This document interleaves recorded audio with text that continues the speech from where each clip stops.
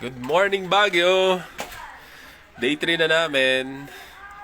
So, sino ba naman ang hindi gustong magstay dito sa sa transient house namin kung ganito kaganda yung bubungad sa'yo sa umaga. Meron pa mga fog. Kagabi, pag uwi namin, kapal ng fog hanggang dito sa room. Yun nga lang, naulan na kami, basang-basa lahat. Pati sapatos, pati coat, sweater, basa. Pantalon, basa. Ano lang kami dun sa sa night market.